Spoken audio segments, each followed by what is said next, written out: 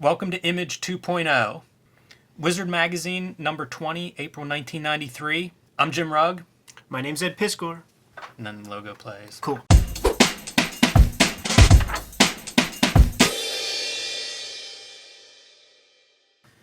Sam Kieth's Maxx on the cover of this issue. Beautiful gatefold pull-out cover. One of my biggest problems trying to process the Maxx and think about the Maxx for this issue is the Maxx is huge, right? We don't know that at this point. Whenever this book comes out, I was a Sam Kieth fan. Maxx looked kind of weird, but I was on board. It was Image, Sam Kieth. That was all I needed. Looking back, it's like Maxx is one of those gateway comics characters. You know, he sort of far exceeded whatever hopes I think anybody had for the Maxx when this was published. You're right. And there are people who, like, I'll visit friends, and you take a look at the comics that a metalhead has, you'll see Faust comics, you might see the Total Band Miracle Mans, but you're definitely going to see Maxx comics in that kind of category, man. So you're 100% right, man. MTV definitely was no slouch for getting this property out into the wild. Can we just talk about the art real quick? Because I have a question for you. I want to defer to your professional opinion, man, because I look at this, and it's a little bit of a different kind of a Kieth to me. And I think this was probably drawn way smaller and blown up to kind of fit the dimensions for the Wizard magazine cover. What are your final thoughts on that? I'm looking at these kind of like thick, tattered fabric marks. I know him for very like fine, thin lines when it comes to hatching and like little details, and those are pretty big. So I guess what I'm saying is the art just looks a little bit different than the Sam Kieth I was used to up to this point. Yeah, I think that's fair. It's not something I noticed the first time through, but you pointing it out, it does look a little bit different. I wonder if some of that is because the Maxx is new to Sam Kieth too. And, you know, like we've talked about how you sort of figure out your characters, your drawing style, your voice, all of these things as you're working. This is the very beginning of this character that goes on to become very iconic. But in the beginning, you know, he would look weird in different interviews and different preview art and sketches that I would see. And so he may still be trying to work that out, figure that out. He also experimented with a lot of media. You know, he has painted pages. He has, like you point out, you know, specifically some of these marks, which I believe is done with white paint or white out, some kind of a negative process. Same with the marks on his arm. I was looking at those. Even his signature looks like it's probably done with white, you know, white media of some sort. So this may be, you know, more experimental than a lot of the art he was producing at the time. A lot of stuff to cover in this mag, though. Should we get into it? Let's do it. I'm going to start with these ads. I was very excited by this. A lot of times the gatefolds in the past would just have the background previous Wizard magazines, be a Wizard promo. Here we have Cable coming out. Art Tebow. Gilbert. Very true, but pretty good image, especially if you were a Cable fan at the time. And then facing it, this caught my eye. It's a Brian Stelfreeze painted, basically the new Fantastic Four replacing Ghost Rider with Punisher. Super hot characters I was into at the time, and I really like the Brian Stelfreeze art. We're going to have dual Brian Stelfreeze ads, one after the other. Yes. Two very different looking pieces of art, too. Yeah, Kane was a book I remember. Harris, Vampirella publisher. Everybody was throwing their hat in the ring at this time. So I saw a lot of Kane promotion, picked up the book. Nice, striking image. Stelfreeze was great as long as I've been aware of his work. A letter from the publisher. Seamus calls attention to the Does Wizards Suck survey from last issue. We talked about a little bit at the time. And it made me think, Wizard, pretty early on, everybody criticizes as being evil, possibly being invested in books that they were then marking up and trying to make a profit on resells like the early Valiants.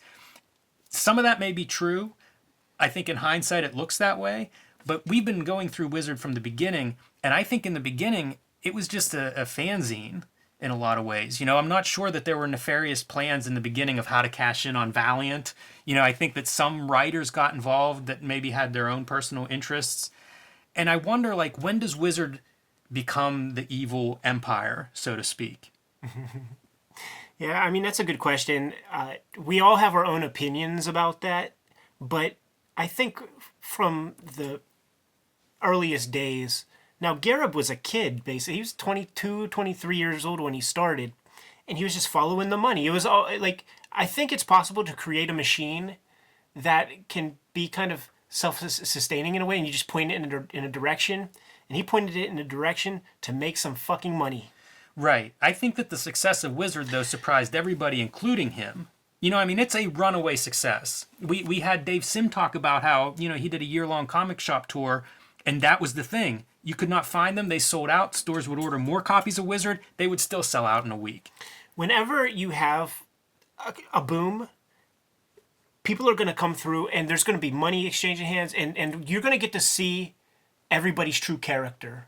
You know what I'm saying? And when comics goes away, Garib goes away, basically. Like, I was at the dentist, and I saw him on the cover of, like, a Fortune magazine or something with boxing gloves on, talking about how he is a master of the 18 to 35-year-old male demographic, and it just tracked his whole history, going from the comic book mag to the toy mag to, like, the game market to MMA. And if you were curious now, he is a fine artist and makes like mandala kind of paintings. And goddamn it, he's a perfect guy for like the fine arts world, because you just talk up a good story and excite some rich people, you're gonna sell some paintings, man. And he could sell water to a whale, that guy.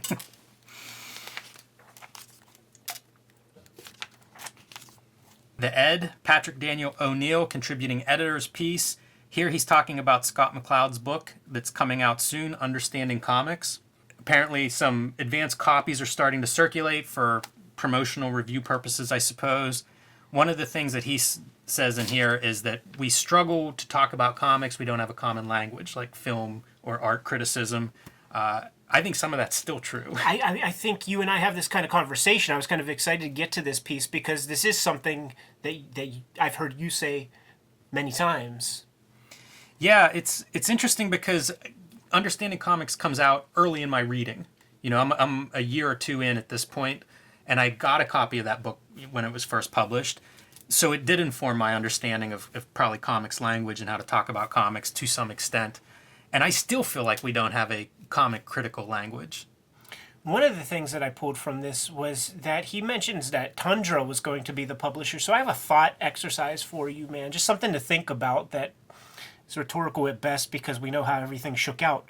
But if Kevin Eastman was able to hold tight with Tundra for like maybe an extra year in order to get Understanding Comics out into the universe under the Tundra wing, could we still have a Tundra publisher today? Like, that freaking book is on every cartoonist bookshelf.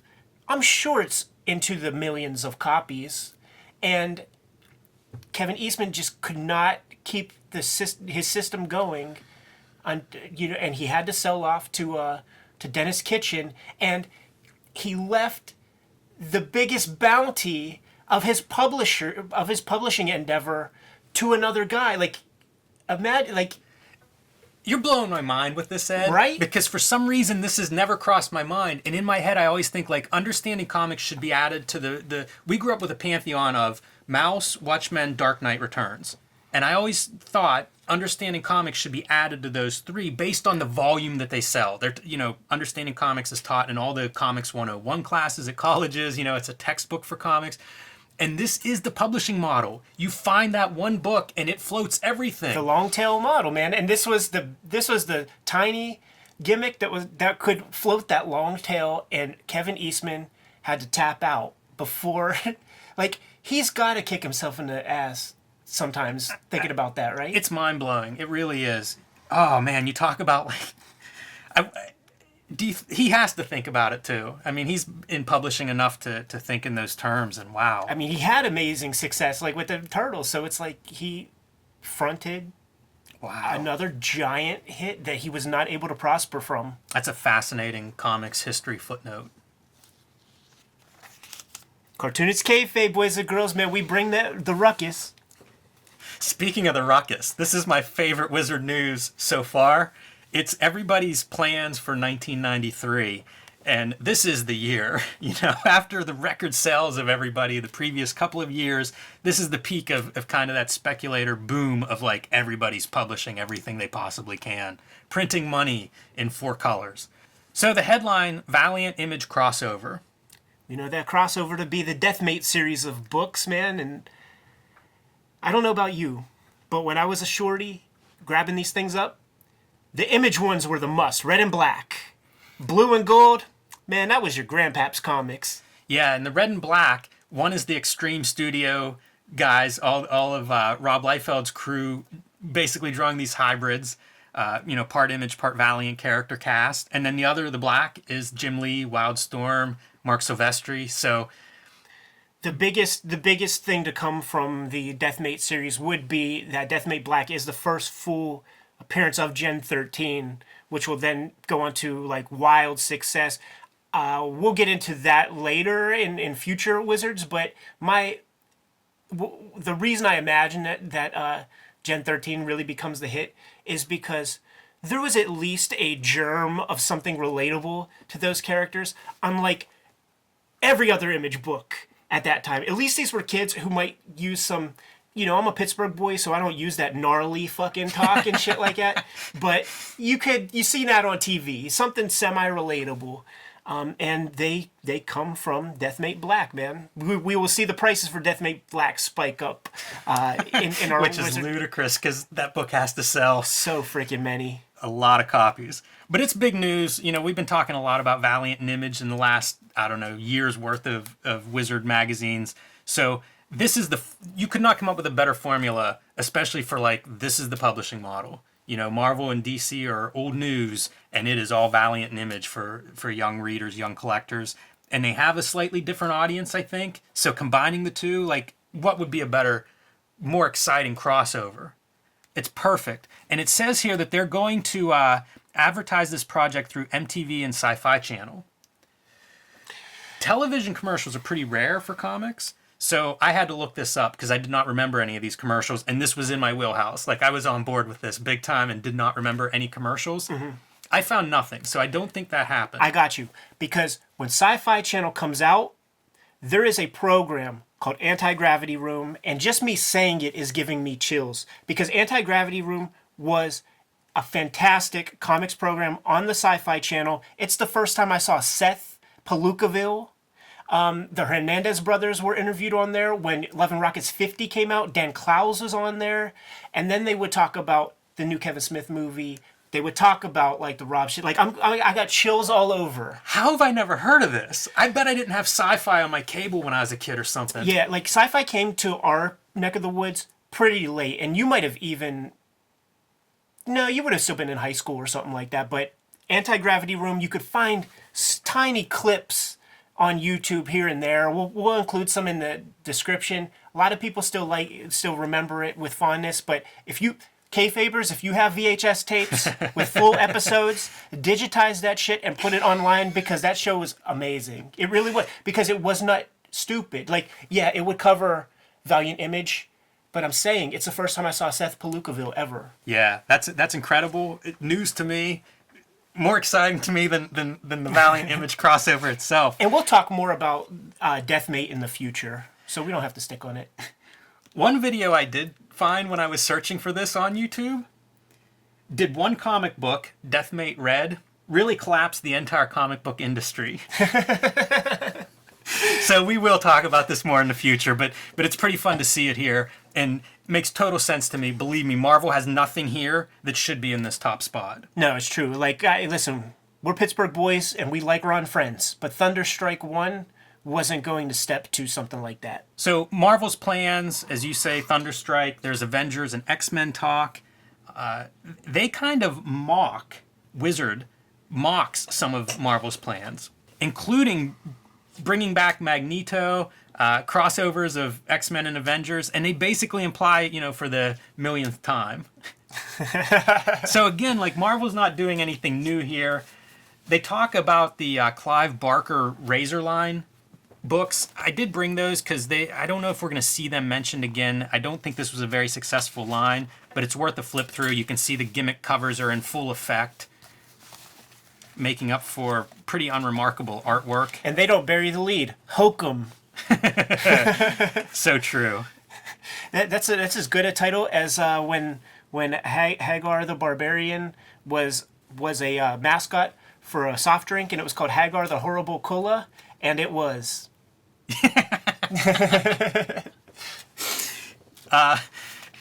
I don't have too much to say about any of these. Like, none of them are distinguishable. You know, I bought these a few years ago, found them in a quarter bin, figured Clive Barker universe could be interesting. Not really. Marvel just will not let you, like, they just want to let you go too crazy. Like, we'll look at some other Marvel comics in this issue where it's like, they're doing things that are off model from the standard superhero fare, but it still is too tight, too constricted. They have very rigid ideas about what they, how style existed back then, basically, is I guess what I'm trying to say. This is Steve Scratchy. He did the Frankenstein book with Burly Man. I always think of him as doing a couple of issues of Youngblood that Alan Moore wrote that are pretty fun comics, if you come across those. But pretty early in his career at this point. Yeah, I always think of him as like, he should be kissing the Wachowskis' feet type shit, man, because they afforded him so many amazing opportunities. His biggest thing has to be like storyboards from The Matrix. Valiant plans, nothing exciting to me there. Jim, I'm gonna tell you something. Like, when I see Valiant mentioned, like I almost don't even look at it anymore. Like, everything cool about Valiant we've talked about already. Yeah, I tend to agree with you on that, Ed. Dark Horse creates comics' greatest world. A 16-issue miniseries will debut from Dark Horse. This is going to be launched weekly. 4 books per like fake city that they're set in. They're $1 each, and it's Dark Horse trying to create a superhero universe, which many publishers do. And they call it a miniseries, but I believe, I have all these books. And I believe they all have #1 on the cover. So that's the gimmick that they're in. It's superhero by committee. So all of these properties are owned by Dark Horse. Mm-hmm. So any creative person at a time when Image Comics is at the height of its game and creator-owned comics are doing better than the corporate comics, is Chris Warner going to give Dark Horse his best ideas or so? You know what I'm saying? Just to name a name. Sure. So of course these are all dashed out characters. The 2 stars that came out of that, if you want to call them that, would be Ghost and Barbed Wire. Image Comics plans, and there are a lot of them. Yes, we see the first name. We see a lot of comics being named here for the first time. Yeah, 1963, which I'm sure we'll touch on. In the future, we've mentioned it a couple times. It's Alan Moore's first big creator-owned Image book. Rob Liefeld's Prophet. Jack Kirby's Phantom Force. Let's just take a quick look through this. Absolutely. If you go to inside cover, you could see all the names of all the people who were trusted with inking his work. And it's worth giving this a little coverage because I read in a few places that this single issue, it's #1, this single issue brought Jack Kirby like more money on a single comic than any other comic he's ever worked on. Obviously, lawsuits have occurred in the past, 25 years or whatever since this came out, and that probably has changed just from retroactive payment and shit like that. Hopefully. Yes, but this is incredible. Like, Eric Larson inks a few pages. McFarlane inks a few pages. Yeah, we should say everybody idolized Kirby artistically, and so he's penciling, and then most of the Image guys are inking a couple of pages or a page here and there. Pretty interesting, pretty strange, to be honest. Really Whenever strange. I bought this, when it was new, and I knew of Kirby, but, I was loving the Image guys, and it's a weird combination. Yeah, we're going to the page that's the weirdest. Like, Jim and I were talking earlier, and this page sort of indicates my growth as a human being or as a cartoonist, because when I was a little dude and I saw McFarlane ink this splash, I'm like, ooh, McFarlane really brought the energy, man. He really softened up that Kirby shit, blah, blah, blah. And now I look at it now and I'm like, McFarlane just obliterated Kirby, and I hope he inked it over top of some vellum or some kind of photostat. For sure. This is a fun book though for lots of reasons that we've already mentioned. If you see this somewhere, I would recommend definitely. It's worth a pickup because again, like it must have sold 500,000 copies or more. Not a scarce book to find. So if you find one, usually you can find it for $1 or $2. Well worth it.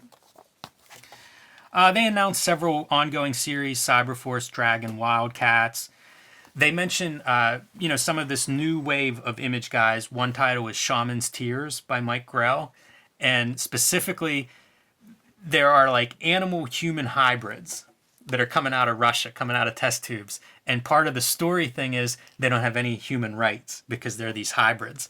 I was listening to Alex Jones on Joe Rogan recently, and he was ranting about this same exact thing here. And you wonder, like, was he reading Shaman's Tears? What's he referencing with these human-animal hybrids without human rights? Superman X4, we're talking about like the return of before the return of Superman, this is where you have the Cyborg Superman, the Eradicator Superman, Steel, the famous, the Shaquille O'Neal movie vehicle, and Superboy, the badass 90s boy with the leather jacket and the earring in the wrong ear. Yeah. We knew Superman was coming back, and DC really trying to cash in by bringing 4 of them back. And it was super corny. They couldn't even make the Cyborg Superman look cool. Yeah. Liefeld Spielberg collaboration. This is on a project called Dooms 4. We would see advertisements for this as a comic, as a collaboration that was frequently touted for years before it came out, a sci-fi combination. And this is the beginning of a lot of Rob Liefeld film license collaboration type announcements. We're going to see several of those over the next decade. Yeah, and almost nothing comes to fruition, but there was a thing called Deadpool recently. Yeah, it worked out in the end, but pretty interesting. Liefeld, Spielberg, 2 big names there. Palmer's Picks. This issue, Tom Palmer looks at Scott McCloud, who at the time was probably best known for Zot, also for being a very thoughtful cartoonist, and well-timed column because this is gearing up promotion for Understanding Comics, which would become his biggest work. We'll start with the first book that they cover is Destroy. This came out in the middle of Zot's run, and it's basically a fist fight. The loudest comic book in the universe. It's an oversized comic that kind of parodies Image Comics, even though this is from 1986. So well ahead of its time, but already kind of thinking about comics and the fist fights in the superhero genre. This would have been a contemporary of things like Watchmen and Dark Knight Returns and Rick Veitch's The One. So in a way, not exactly revisionist superheroes, but definitely looking at the genre through a different lens.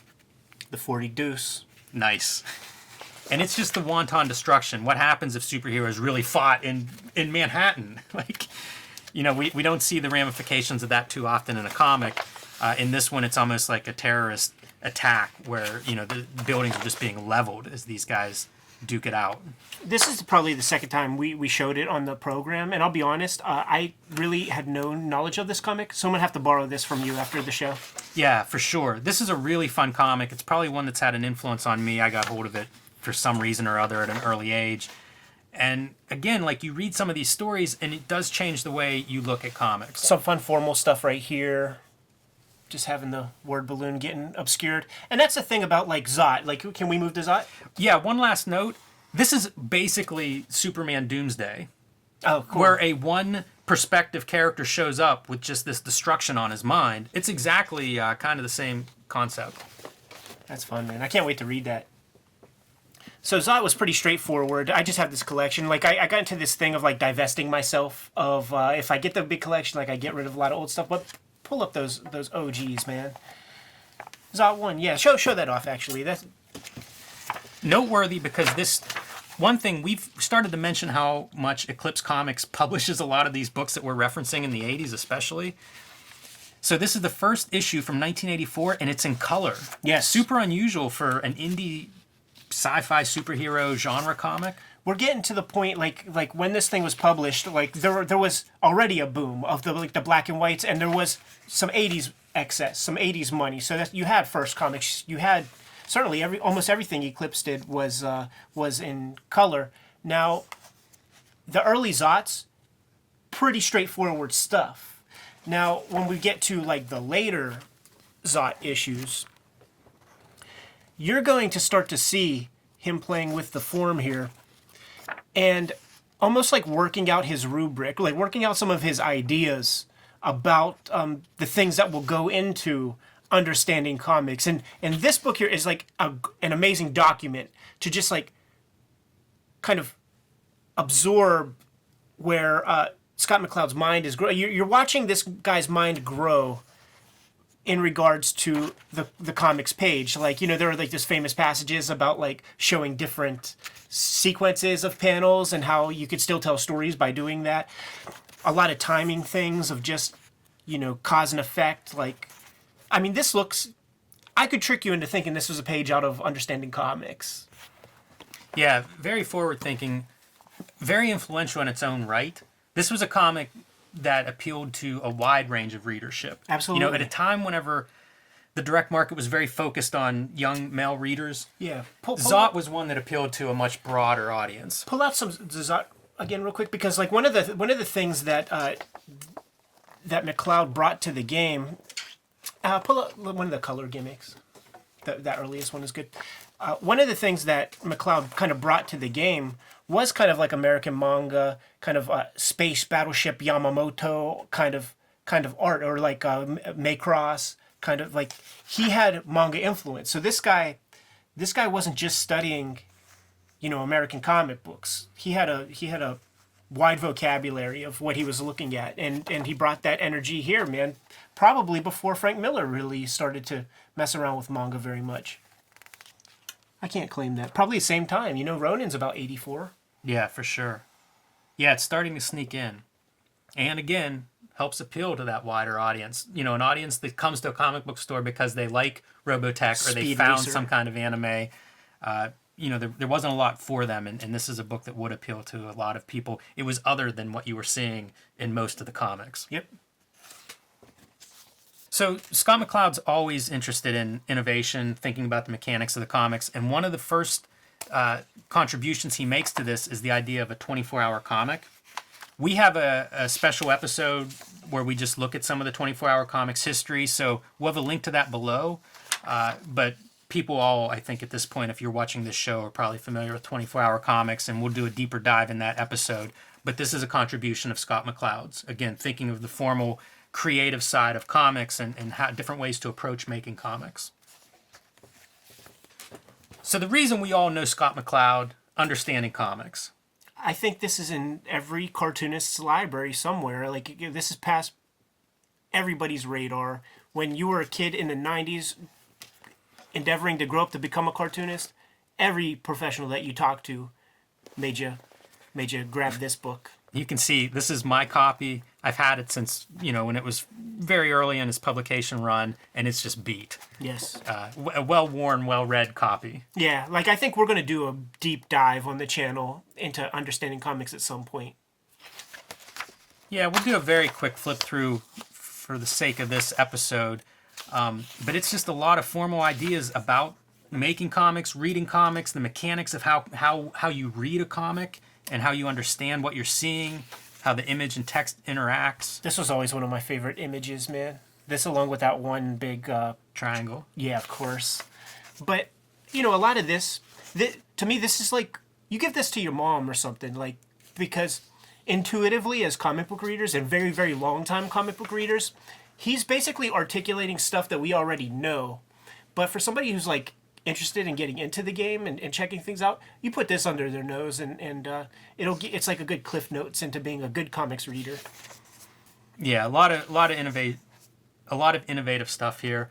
I actually gave this to my graphic design teacher whenever I was in college. I didn't give it to him, but I showed it to him. He was a big book collector, and he loved this. He asked me to actually find him a copy of it so he could add it to his collection. But yeah, interesting comics. There was a lot of debate whenever this came out. A lot of, like in the Comics Journal letters pages, a lot of debate about some of the ideas and theories that Scott McCloud puts out in this book.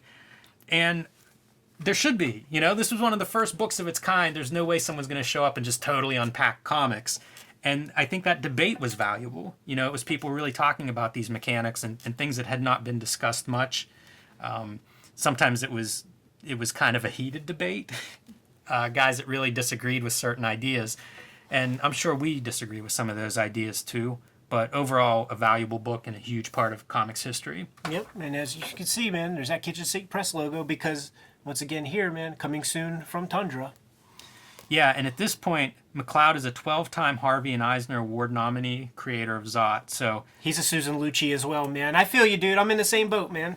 I at least won once, though. Interesting, even just running through like who's giving quotes, because Alan Moore, Neil Gaiman, Jim Lee, Will Eisner, Art Spiegelman. That says it all. It really does. This is his Pictou Pyramid, and the idea is that a photo would be like one side of it, and the abstract representation of that would be the lettering that says face. And, you know, comics functioning somewhere in between those. These are ideas that I think Chris Ware, explores. I don't know whether he's read this book, cares about this book, has thoughts on it, but he definitely has ideas about like cartooning and how that relates to visual representation of language.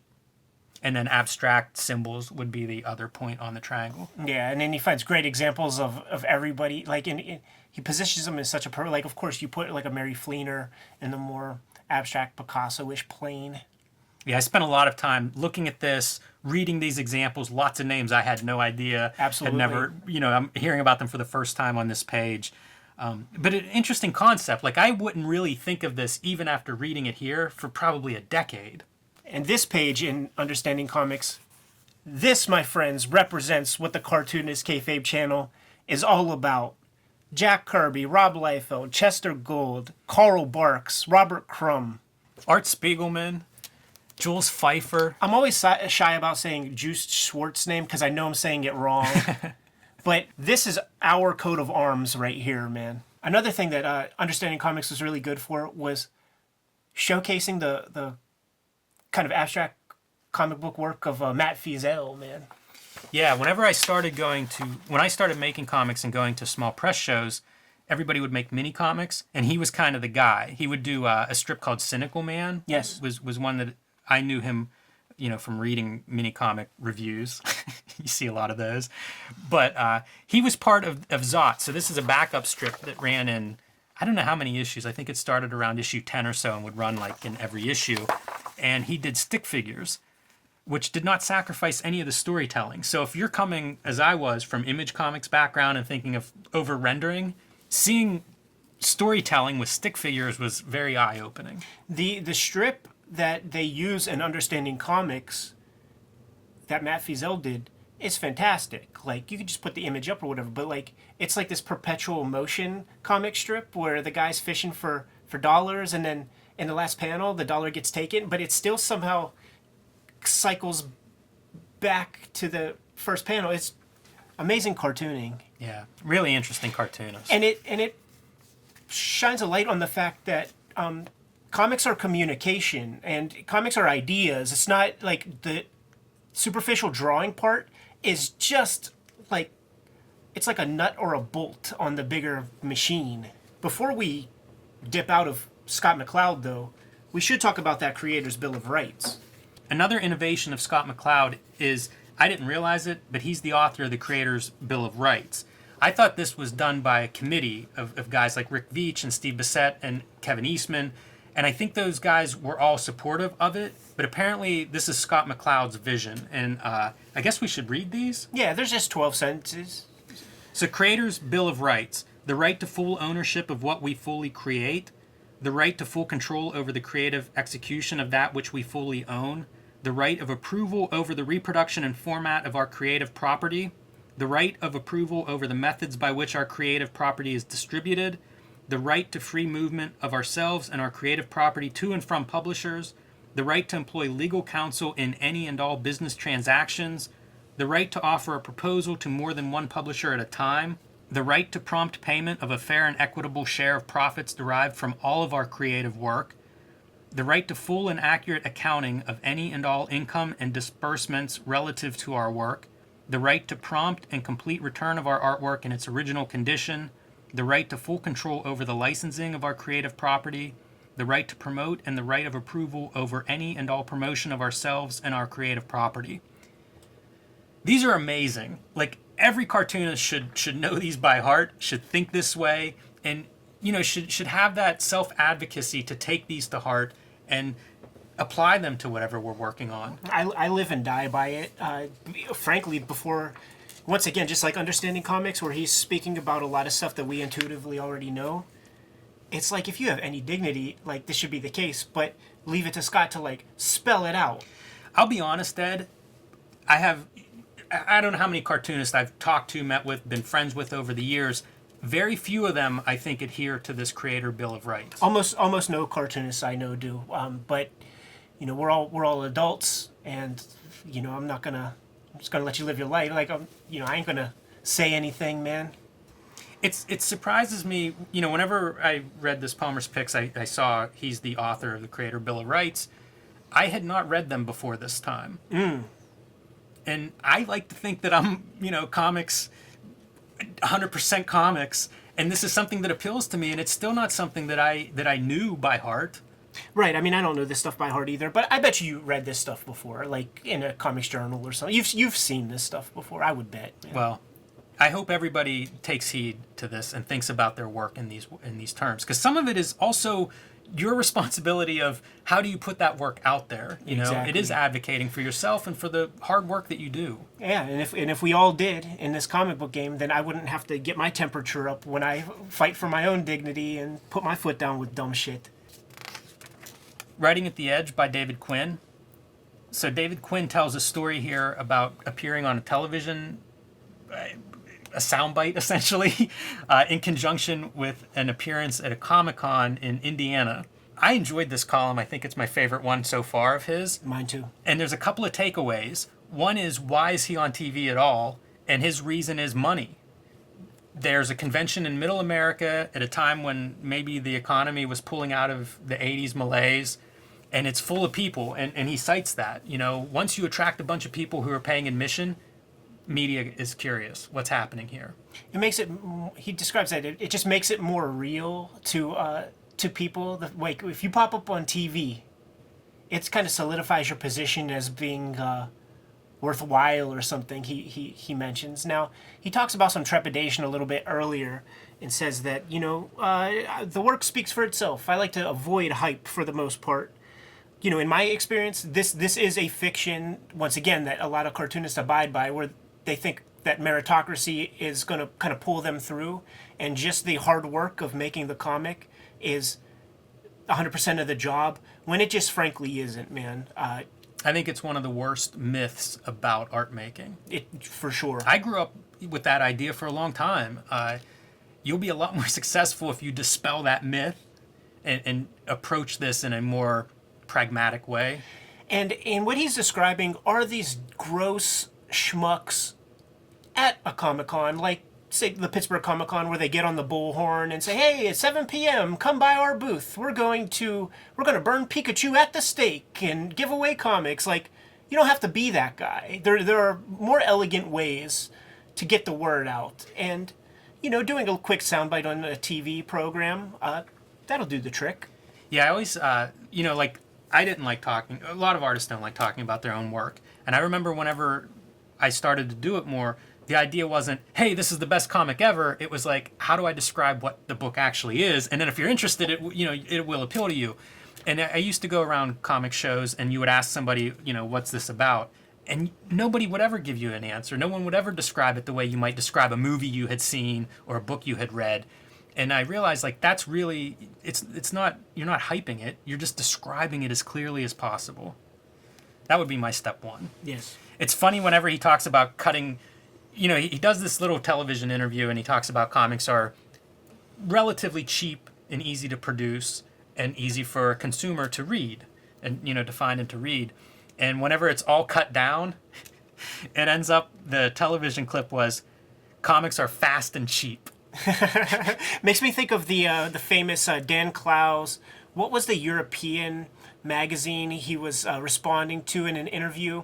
And he saved his response so that whenever they posted the actual thing, I think it was probably Alvin Buenaventura kind of like leaked out the full real response, and it was so much more thoughtful and evocative of Dan Clow's mindset, and what they printed was just pablum garbage. At the controls, Glenn Rubenstein. One big thing to talk about here, this ain't video game kayfabe. This is cartoonist kayfabe. But that X-Men video game came out, man. No, not that one. Not that one either. Or that one. This motherfucker, man. This game was everything to me.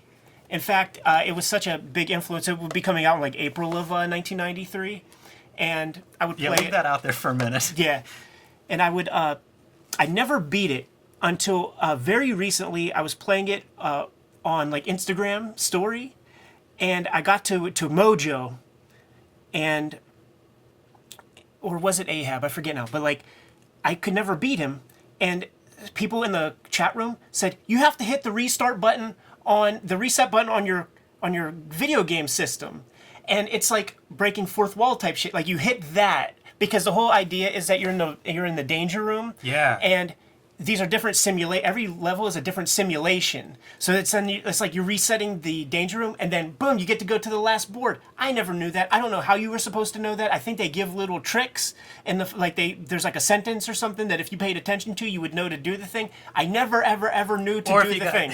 If you got really mad. Yeah.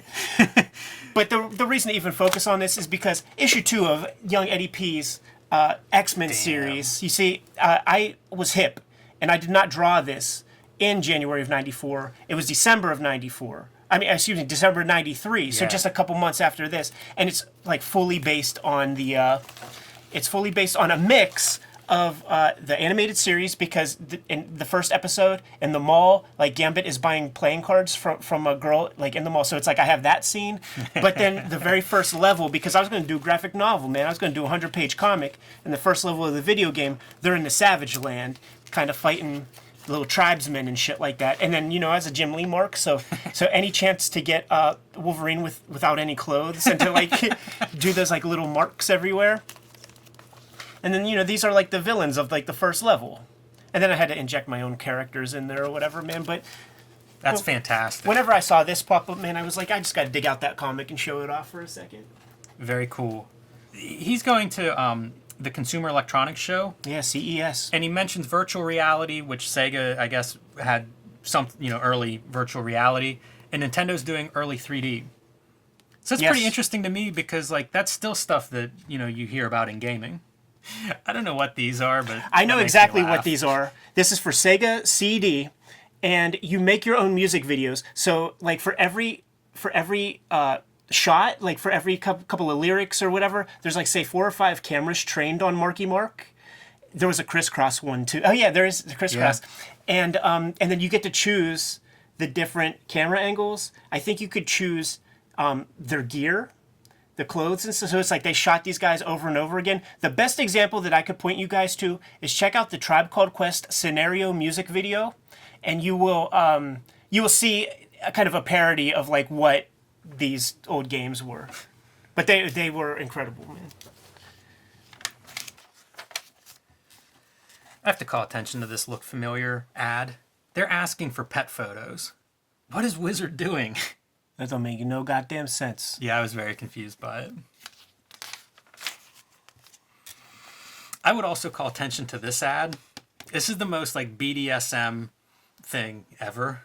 It really is, man. Chains, leather, vinyl outfit, Ilsa She-Wolf of the SS kind of garb. Like full-on hardcore BDSM.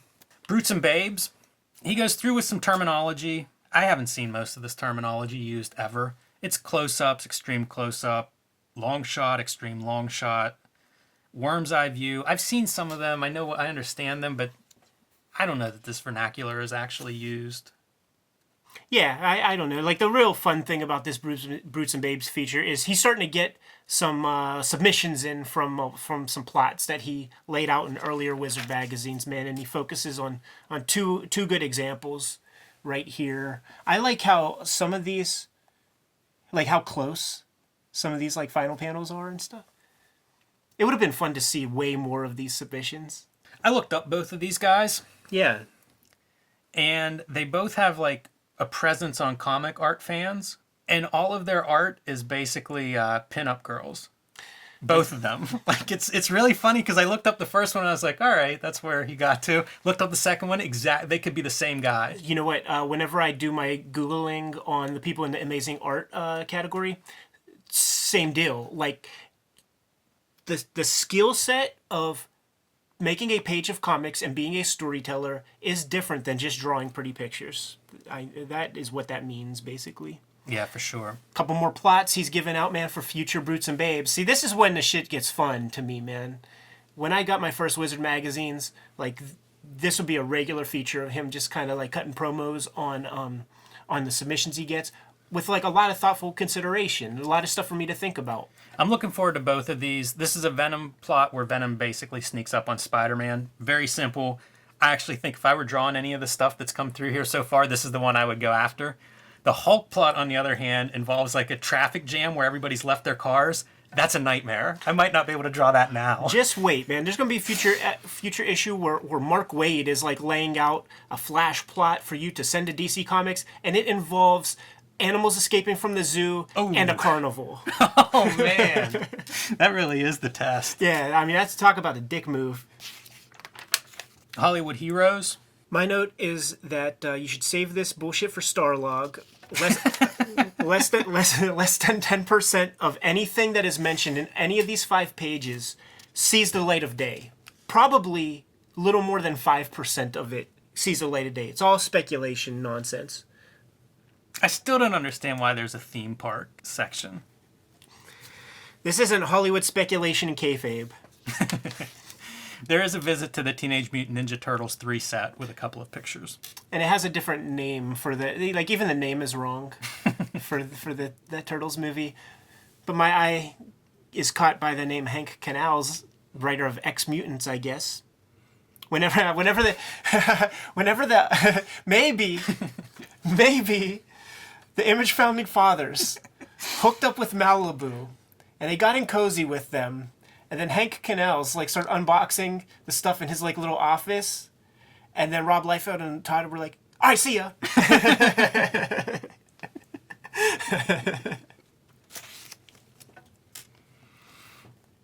For Color Culture, Minority Diversity in Comics.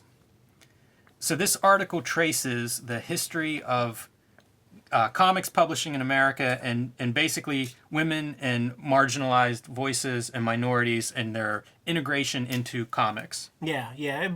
Primarily through the lens of characters. Yeah, reasonably well done piece.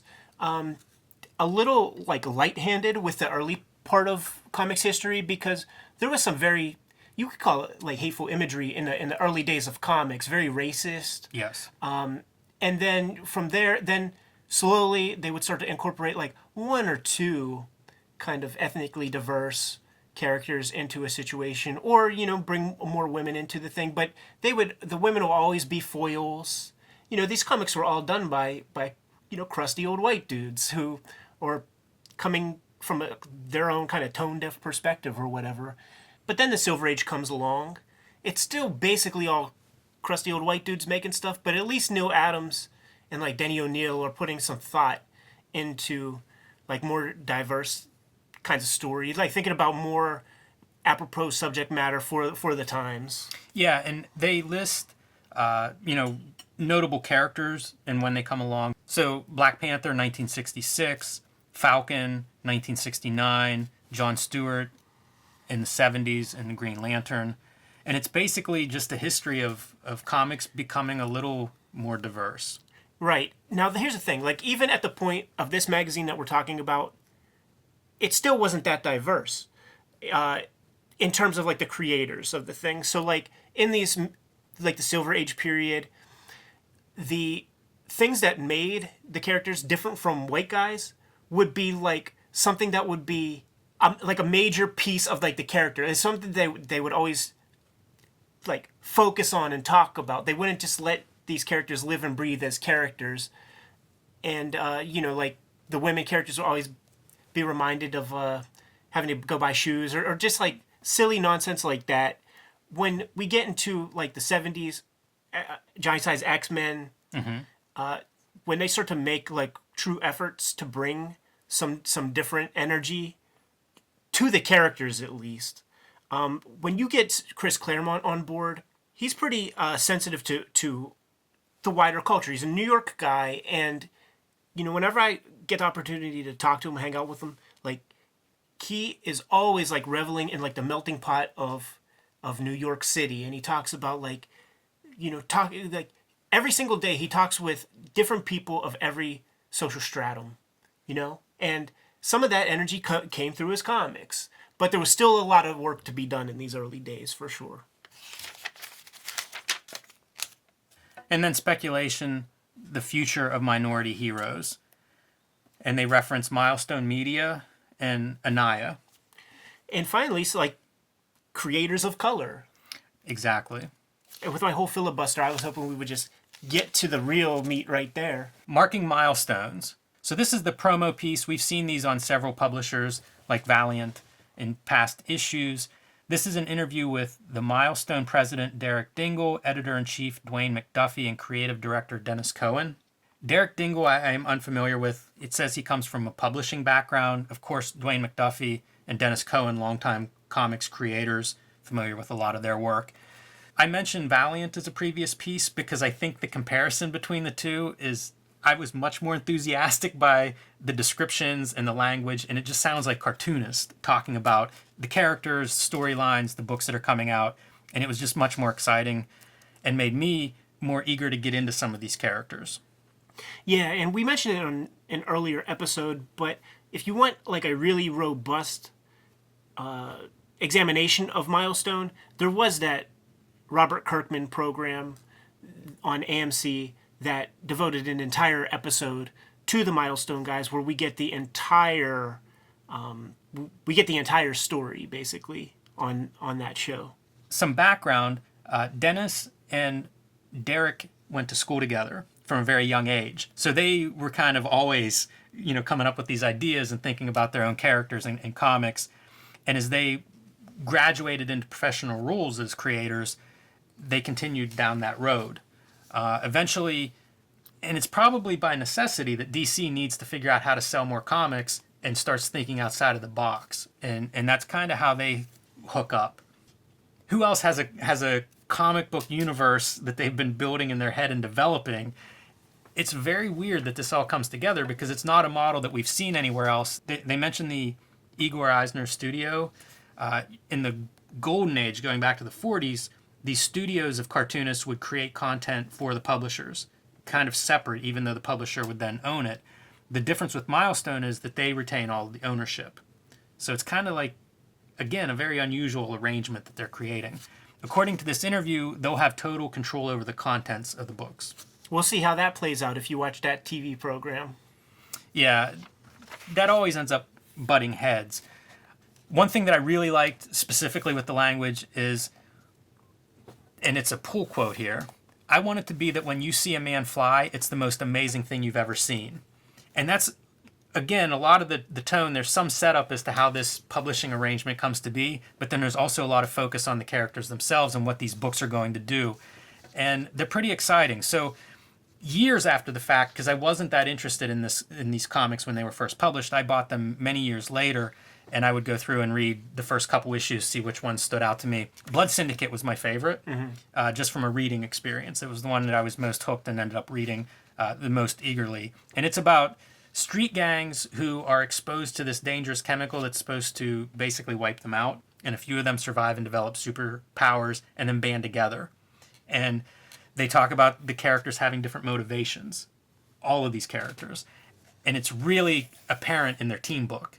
These characters are all coming from different backgrounds with different ideas of how they want to interact with law enforcement, what they want out of life, all of these things. And it's pretty neat to see that dynamic. It was a very good premise, I thought, for a setup of a cast of characters and the dynamics between them. Icon is kind of a Superman character. The difference is, there's several differences, but one of the ones that I found interesting is this character's been around for like 100 years. So he has all this history. It reminded me a little bit of Dark Knight, the idea of like, how do you make these characters that essentially don't change Right. interesting, or having back information. And so his story is he basically reinvents his identity, where he's like the great grandson of this character, and becomes a Superman like figure. One of the characters early on challenges this character to be public. He had been going around doing a lot of good without the Superman showmanship. And so the idea is what happens when he comes out publicly. Static, I think we've talked about, is probably the big success takeoff character. There have been cartoons about Static. There have been new series about Static. And it's your Peter Parker. It's a kid that gets these powers. He was actually at the event that affected Blood Syndicate. He was affected by that, develops this kind of electric powers. And I think kids are always, young characters are always popular because a lot of comic book readers are young. Sure. So it's very easy to identify with new powers, someone my age, trying to figure out how to manage this while still doing all the things that I'm struggling with, like school and girls and parents and all that stuff. And then Hardware, in a lot of ways, is kind of the Iron Man. It's a technical character, inventor, finds out that the corporation he's working for is actually evil, and uses this technology and his ability as an engineer and creator to try to battle that evil corporation.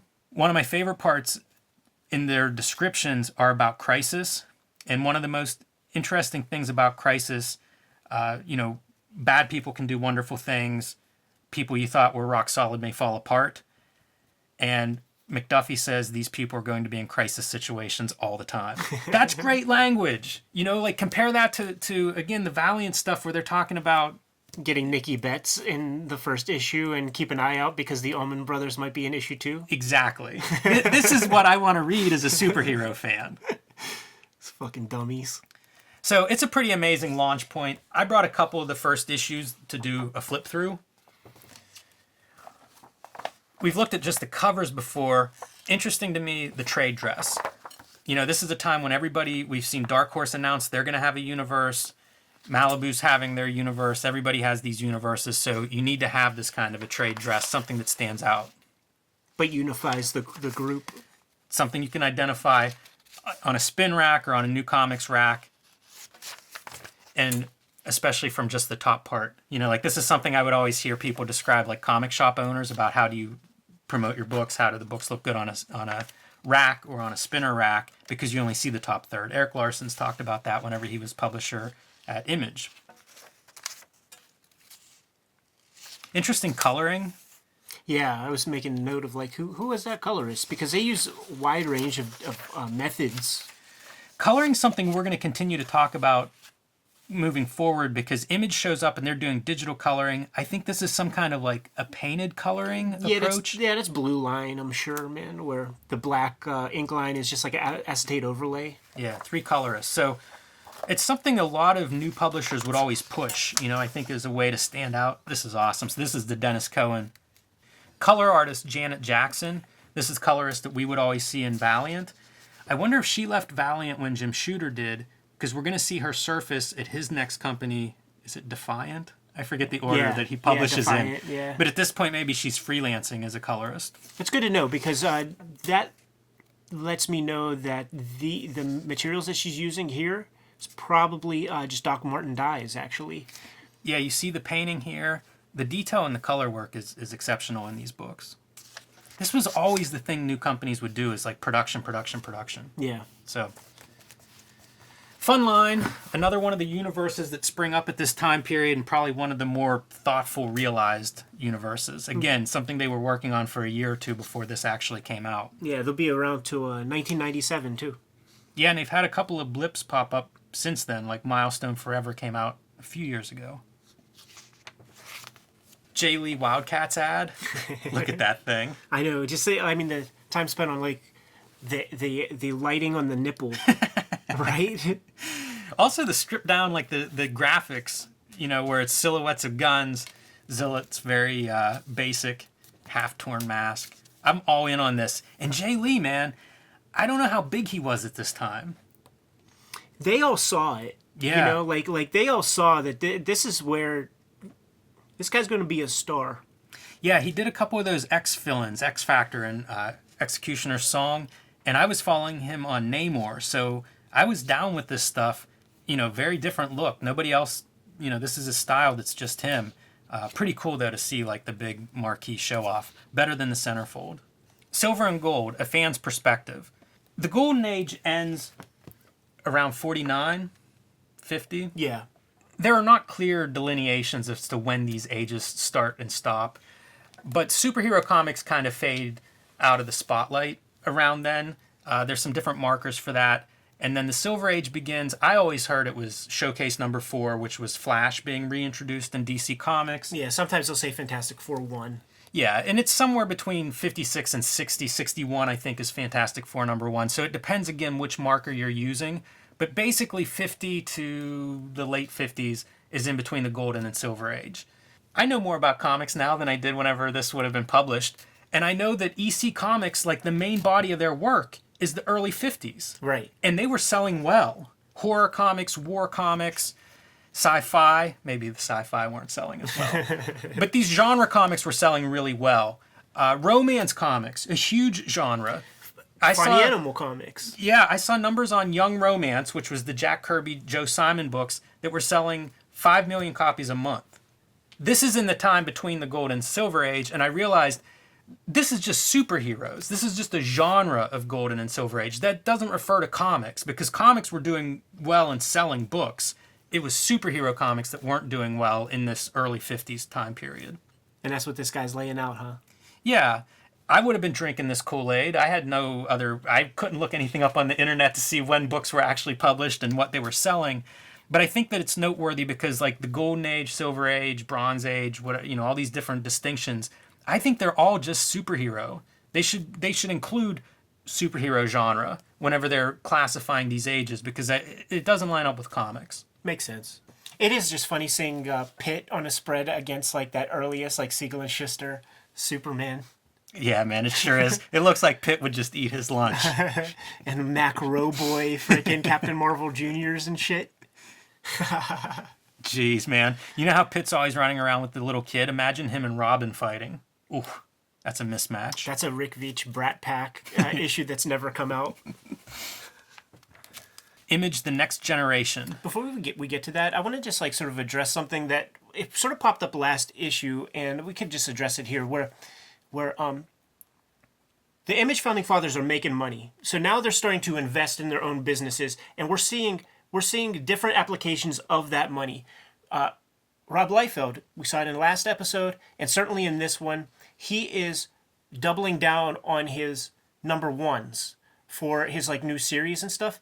And when you and I covered the McFarlane interview in the Comics Journal issue 157 some weeks back, one of the big complaints that McFarlane had was that the powers that be at Marvel, they only invest in promoting issue ones. And in the last issue of Wizard that we covered, he was promoting issue number 8 in a full-page advertisement. So I'm just saying he was putting his money where his mouth is, because we will see other ads, not in this issue, but McFarlane is promoting like subsequent issues of Spawn. And, time shook out, and there was a documentary about McFarlane called The Devil You Know or something.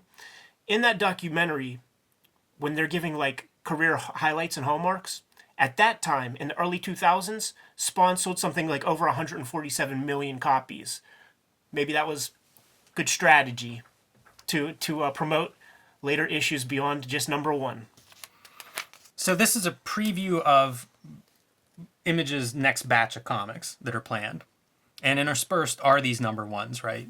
Brigade, Bloodstrike, basically ads for, whatever's coming out. The Blood Brothers crossover between Brigade and Bloodstrike. Profit. We start with Sam Keith's Maxx, cover character for this issue of Wizard.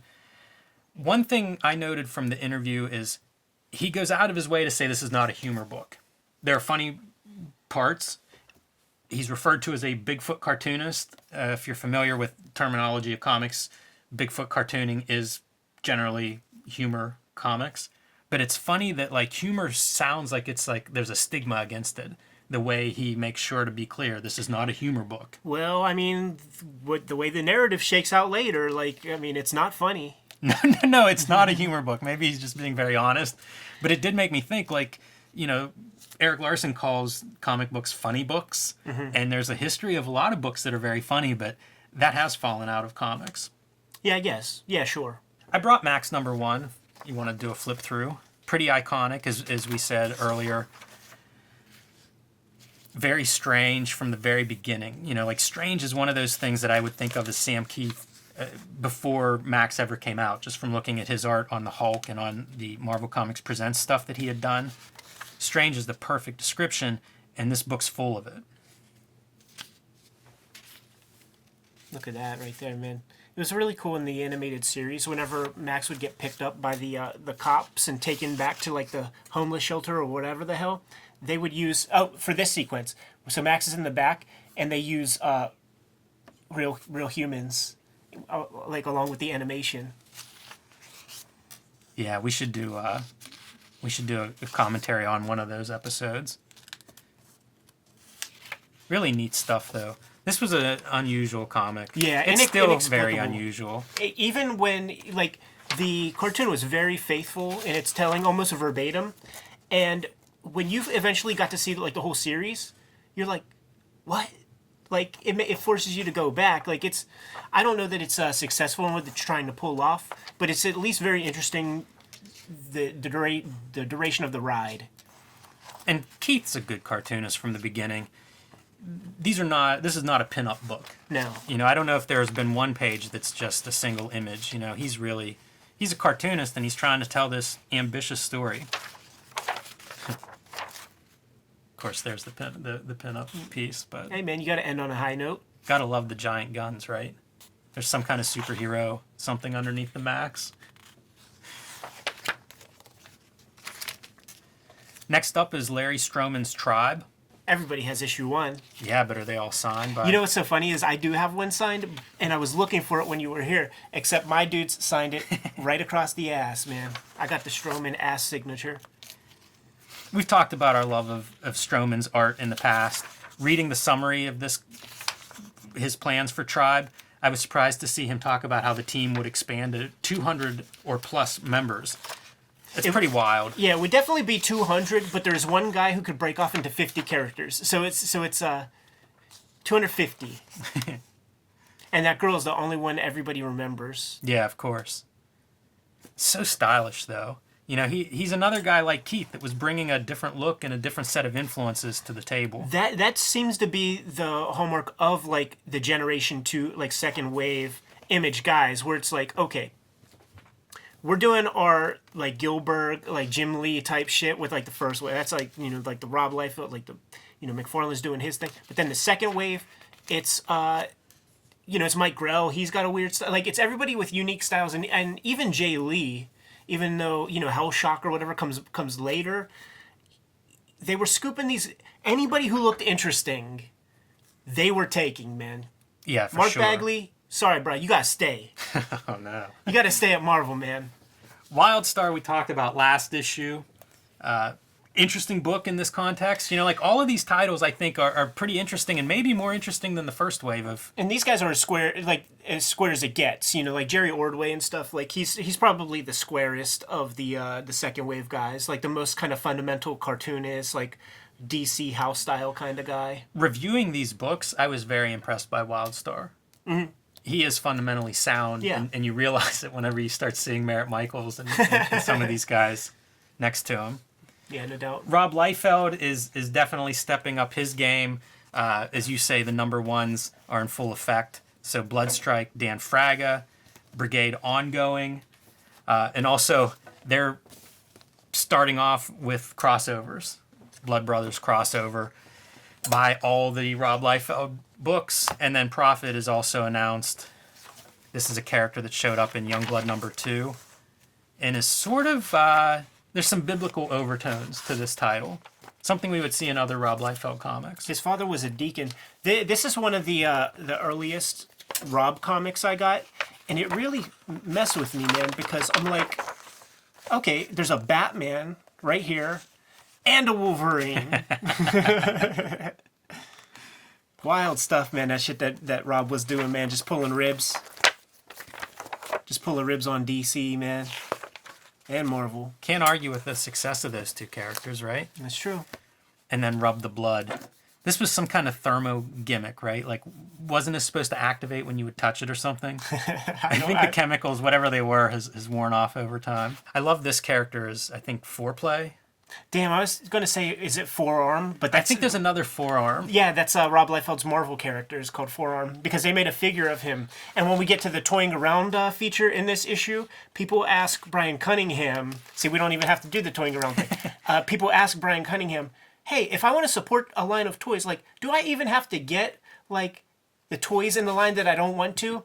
And Brian Cunningham is talking about, like, I understand exactly what you're going through because I'm having some trepidation about buying the Forearm figure myself. Good stuff, man. This was right up my alley. I liked Bloodstrike when it came out. Yeah. We said it before, man. My Extreme Studios dudes, aside from Liefeld, would be Fraga and Chap Yap.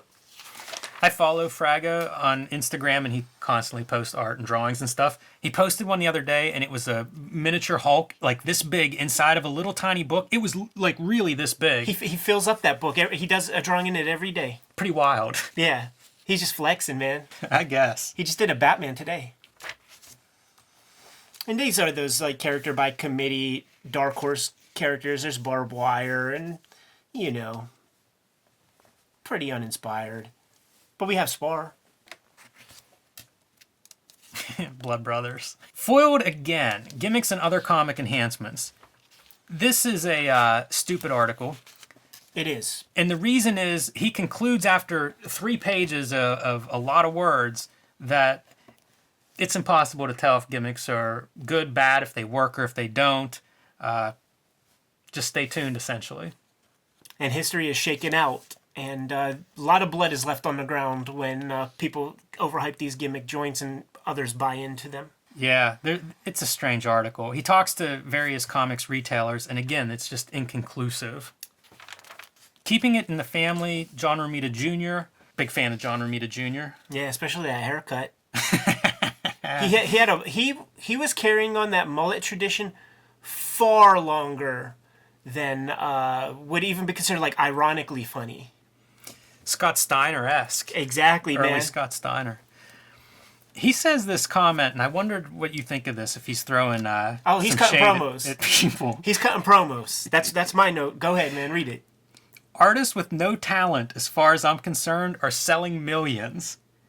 There aren't a lot of artists selling millions, so who are you talking about, JR? Hey, I'll continue. There were 3 guys who were in the right place at the right time. The problem is too many people with small talent and big egos. People who are taking themselves too seriously and taking the fun away from. So, and then somewhere around here he says, "Oh, there will never be an Image comic from me." So he's full bore, you know, Marvel jobber at this point. Like, eventually he'll, like, I think he owns Kick-Ass. Yeah, I think so. And he did do Gray Area, I think it was called. With Mark Miller? No, it was like his own Image book. Okay, so like he's... But it's 15 years later. Like, I don't hold him to this. No, yeah, of course. Of course. And probably his dad is, like, watching over him, like, hey, boy, you better say the right thing. Maybe. But, man, as I said, I'm a big fan of his work. He talks a little bit about developing his style and how basically he calls it a deadline style. Yeah. I kind of love that. Around this exact time, because comics were that big that on the Home Shopping Channel, they would have a comics program like every week. And he and his dad were on that program once, the drafting table set up, and they were both drawing and stuff. Oh, that's cool. And he's really humble in front of his pops. And his pops is like a Maxx. So, like, his pops is like, this is Gwen Stacy. You drew too much texture in her hair for it to be conveyed as a blonde. Like, they're shooting. They're shooting. You know what I'm saying? They were shooting on that thing, man. That's awesome. Yeah, it was so good. And he conveyed, like, on the Home Shopping Channel, he said the story about his JR's origins that he communicates here. Same story that you hear in almost every JR interview, where when he was a little boy, he would go up to the attic, visit his dad. His dad was drawing, like, people kissing. Shit wasn't that interesting to him. But then he went up to the attic one day, and he saw his dad working on a Daredevil page and was like, what is this, man? That's really cool. And all of these character shots, he's done virtually every Marvel character at this point. Man, they're so good. They're so strong. Like, that Silver Surfer is just amazing to me. I love his Daredevil run. His Iron Man Armor War stuff is really good. We've been through a lot of this. I'm a big fan, and hey, you know, why not? I feel like he's the hottest guy that did not defect to Image at this time period. And he has, you know, he has that Marvel storytelling style, and he has the weight that I think Kirby always had. Like, his figures feel like they're heavy and grounded. It's impressive, and he's fast. You know, he's frequently doing 2 books a month. Yeah. So, all props, man. And then a Jay Lee. Glorious Jay Lee. Youngblood Strikefile. Let me remind everybody at home, this is a superhero comic aimed at kids. Is there a scarier superhero comic ever? That's nightmare fuel. So confusing, too, because it's like, okay, his name's Chapel, and that guy in Youngblood who has just, like, the Sting face paint is called Chapel, too. Like, how do we connect one with the other? Yeah, this is an interpretation right here. Man, look at how scratchy, like, just the outline for an ear is. Yeah, it's all movement. Yeah, like this. I think that's the same character, right? Extreme Studios Tour 93 coming. That's kind of interesting. You know, you talk about Rob Liefeld selling his books, you know, lots of number ones, but also taking advantage, like, a year ago, we're talking about the Chicago show where the Image guys debut and having over a mile-long line. Guy took notes, man. They did a lot of public appearances, store appearances that were well-received, and so... Rob was making money, man. If you watch that Image Revolution documentary, there's a certain point in when you're doing good, certainly as a business, as a company, you're pulling in a bunch of money, you better start spending some of that money, or else it's all going to go to the government on taxes. So you'll see these guys, like, probably during this time, you go to the Extreme Studios, like, booth or whatever, you're seeing a spaceship that you could walk into, you're seeing a giant Badrock freaking suit that some guy's walking around in.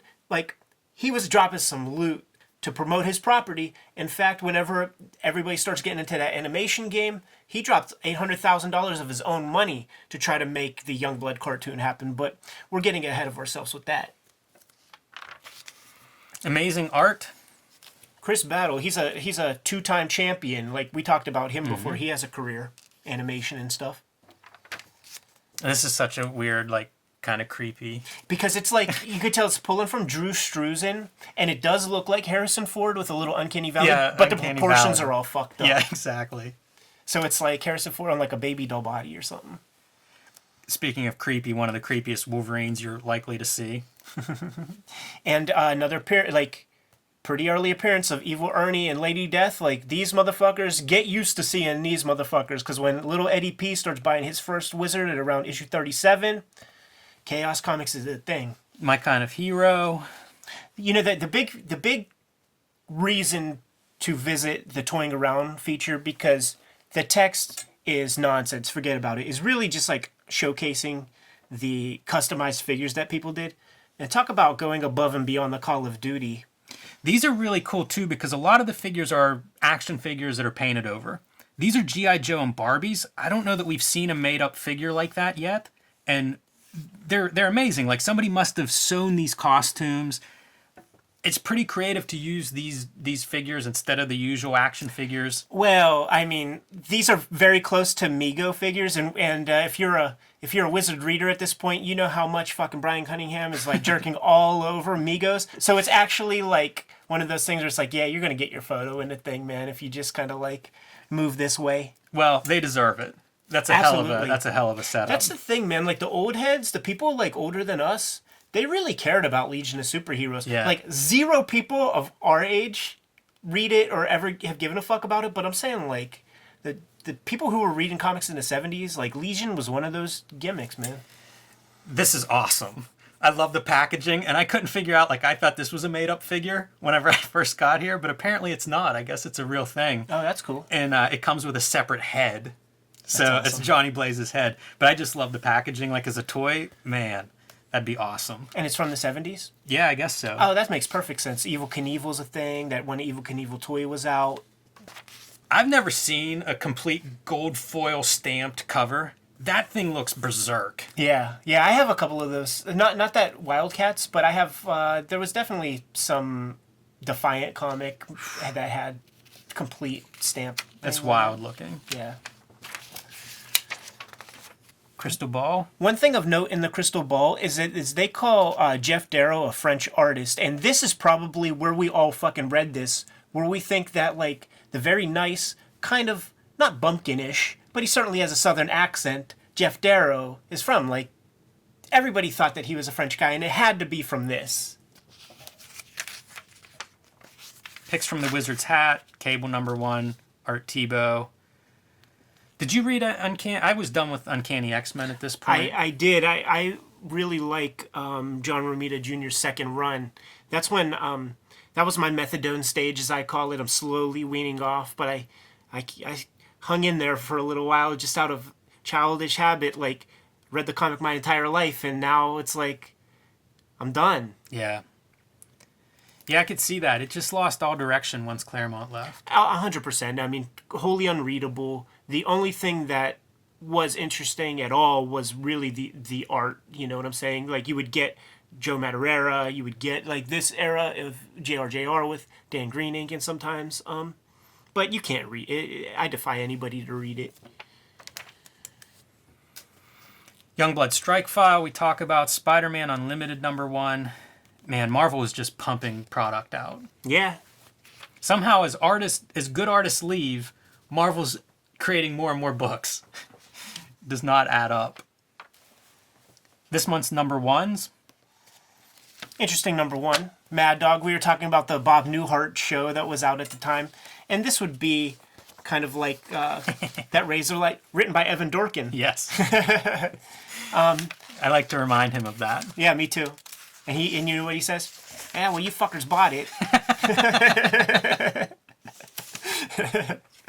But it's very cool, man. Here's the Silver Age Mad Dog, drawn and written by Ty Templeton. But you could see it's still a Marvel comic. You see, like we talked about this earlier, it still feels Marvelish. Not though the whole idea of it is still like, you know, it probably has a lot to do with like the lettering.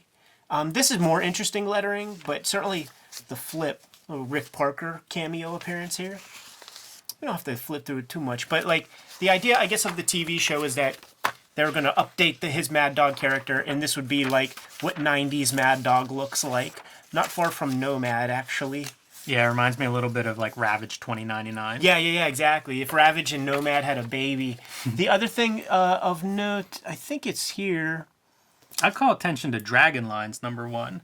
This is Ron Lim's epic Heavy Hitters. And in my mind, I remember Heavy Hitters as being Marvel's attempt to answer Image Comics. It was somewhat creator-owned. They launched a bunch of these, the Heavy Hitters imprint with a bunch of these books. And looking back at it, like we've seen ads, but no real mention of it. It wasn't mentioned in the 1993 Marvel plans under the news section. And now it's not even called out at all. It's just a #1. I'm a big mark for Steve Purcell's artwork, so Sam and Max show #1 is probably worth a flip through.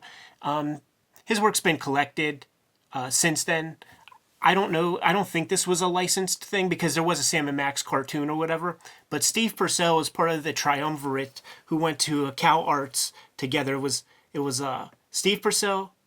It was Mignola and Art Adams all in the same class. Wow, I did not know that. Yeah, man. Yeah, and they all kind of like lived in the same housing part, and the joke was always Mignola was the hardest working guy, Art Adams was the best paid, and nobody knew how Steve Purcell made $1 because he was doing like smaller work, but it was for like LucasArts. You know what I mean? Zach McCracken and the Space Mindbenders or whatever fuck like. Game covers, Monkey Island, or like he was doing well paid work. February 93 top 100. Ed, I'll ask you this. How many Image comics are in the top 10? 50% of them some bitches, man. That is a tide shift. Yes, it is. We've been seeing Image creeping up into this top 10 and doing pretty well for themselves. Marvel only has 3 books. And they say at this point, I mean, February 93, it was February 92 where Image was created. It's a year old, and it's taken 50% of the top 10 spot. Pretty amazing. In the top 10, March 1993, I just want to make note of Simpsons Comics and Stories, Bongo Comics, because Bongo has officially stopped publishing work as of late 2018, and they were in the game for a good long stretch there. Yeah, damn near 25 years. I bought this recently at a yard sale. That exact issue? Mm-hmm, yeah, like the first 4 different Simpson comics that they published. Of course, the Cartoonist Kayfabe favorite is that one Treehouse of Horror that Sammy Harcum edited. Dan Zetwak artwork. I guess CF had artwork in there. Kevin Huizenga had artwork in there. That's a great issue, though, and that's one you can still find around, I think. I did Brooklyn Comic Arts one year. Yes. And I was tabling with Evan Dorkin, and he had done Simpsons Treehouse of Horror. I think it was Treehouse of Horror. And he had to go to the restroom or whatever and went away. Matt Groening came through. So I had him sign all of Evan's Simpson comics that were sitting there. And then, he moved on with a crowd, following him. And Evan came back to see his stack of Simpson comics signed by Matt Groening. He had missed him. That's Evan. That's Evan luck. Wizard Market Watch. The only thing I would call attention to here is every month they seem to talk about Image's lateness and how it does or doesn't affect the following. But here they call out that lateness specifically by saying, of the 53 issues that have been solicited to date, only 25 of them have actually been published and distributed. Which is fascinating when we talk about that top 10 list and how 50% of the Image titles are on there. If we take another look at that, maybe some of those issues don't even come out for a really long time, if at all. Maybe Wetworks was one of those. Darker Image 2 through 4. Yeah, right. Money left on the freaking table, man. Big news, Jim. Our New Mutants number 98 has increased in value a little bit. It's now worth $15. First appearance of Deadpool. People are starting to gear up for the Deadpool miniseries. First J. Lee Namor, $13. Maybe he is a hot artist. He's in the top 10. That concludes Wizard Magazine number 20. Next week, man. Can't get enough of that Jay Lee. He really is a hot artist. I'm excited to dive into this one.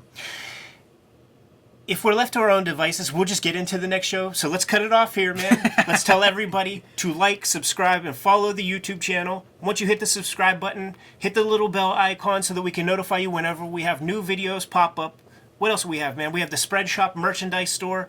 Grab a fresh Kayfabe shirt or a Read More Comics hat, something like that, man. Support the channel that way. Jim, I have deadlines that I have to get to, man, so I'm going to get back to making comics. Sounds good, Ed. Give them the marching orders. Let's get the fuck out of here. Read More Comics.